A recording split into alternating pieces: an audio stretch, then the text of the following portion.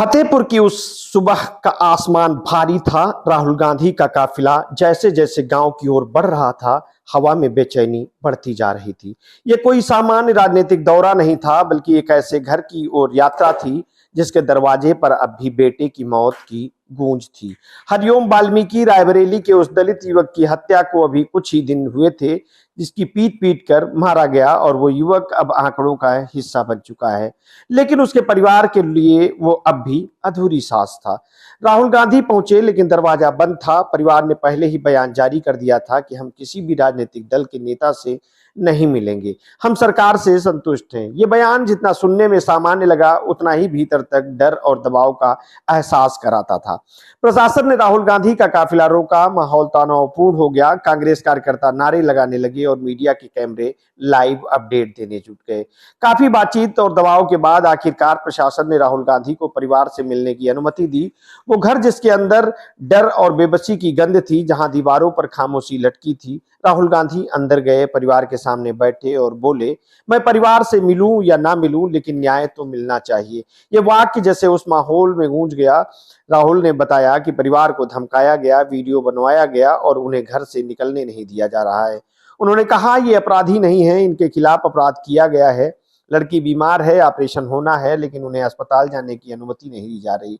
सरकार ने इन्हें घर में बंद कर रखा है। उनके शब्दों में गुस्सा और संवेदना दोनों थी। राहुल गांधी का कहना था कि पूरे देश में दलितों पर अत्याचार बढ़ रहे हैं। हत्या, उत्पीड़न और भेदभाव अब सामान्य खबरों की तरह पेश किए जा रहे हैं। उन्होंने मुख्यमंत्री से अपील की कि इन लोगों को न्याय दीजिए, सम्मान दीजिए, अपराधियों की रक्षा मत कीजिए। वहीं दूसरी तरफ प्रशासन अपनी फाइलों से जवाब दे रहा है। एडीएम सिटी अविनाश त्रिपाठी ने कहा, राहुल गांधी को Z+ सुरक्षा प्राप्त है, इसलिए कड़े इंतजाम किए गए थे। उन्होंने बताया कि सरकार ने हरिओम के परिवार को हर संभव मदद दी है। मुख्यमंत्री राहत कोष से आर्थिक सहायता, पिता और पत्नी को मुआवजा और भाई बहन को सरकारी नौकरी। प्रशासन ने गर्व से बताया कि हरिओम की बहन को मेडिकल कॉलेज में स्टाफ नर्स के रूप में नियुक्त किया गया है। सरकार ने अपनी जिम्मेदारी निभाने का दावा किया है, लेकिन सवाल यह है कि क्या नोटों के बंडल और नौकरी के ऑफर से किसी मां के आंसू सूख सकते हैं? क्या न्याय अब सिर्फ सरकारी फाइलों और राहत पैकेजों से सिमट चुका है? हरिओम के छोटे भाई शिवम वाल्मीकि ने कैमरों के सामने कहा, हम राजनीति नहीं चाहते, सरकार से संतुष्ट हैं। हमारे यहाँ 2 कैबिनेट मंत्री आए थे, मदद दी गई है। उनकी आंखों में थकान थी और आवाज में एक सावधानी, मानो हर शब्द किसी साये से डरता हो। राहुल गांधी के आने पर भाजपा और सत्ता पक्ष ने तंज कसा, कहा कि कांग्रेस हर मौत को राजनीति में बदल रही है। लेकिन सवाल ये भी है कि अगर कोई नेता पीड़ित परिवार के पास जाए तो वो राजनीति कहलाता है, और अगर ना जाए तो असंवेदनशीलता। आखिर इंसाफ की मांग किस भाषा में की जाए कि सत्ता उसे पॉलिटिक्स ना कहे? ये पूरी घटना बताती है कि हमारे देश में दलितों की मौत अब सिर्फ एक समाचार बनकर रह जाती है। मौत के बाद राहत पैकेज, प्रेस कॉन्फ्रेंस और बयान आते हैं, लेकिन न्याय नहीं। अब हर हत्या के साथ एक तय फार्मूला है, मुआवजा, नौकरी और सरकारी घोषणा कि हम पीड़ित परिवार के साथ हैं। मगर जो बेटा चला गया, जो आत्मा टूटी, क्या उसे कोई कोष या पोस्टिंग वापस ला सकती है?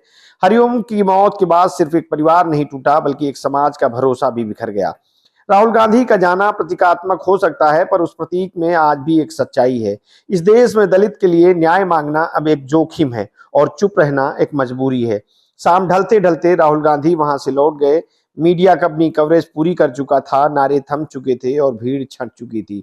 लेकिन हरिओम के घर के अंदर अब भी एक आवाज बाकी थी, हमें मिलने दो या मत मिलने दो, पर हमारे बेटे को न्याय दो। ये आवाज किसी परिवार की नहीं, बल्कि उस भारत की है जो आज भी समानता के नाम पर असमान है, जहां इंसाफ का रास्ता अब सबसे गरीब और सबसे निचले तबके के लिए सबसे कठिन बना दिया गया है। हरिओम अब सिर्फ एक नाम नहीं, बल्कि उस व्यवस्था का प्रतीक बन गया है जो न्याय से ज्यादा इमेज की चिंता करती है और इंसान से ज्यादा सत्ता।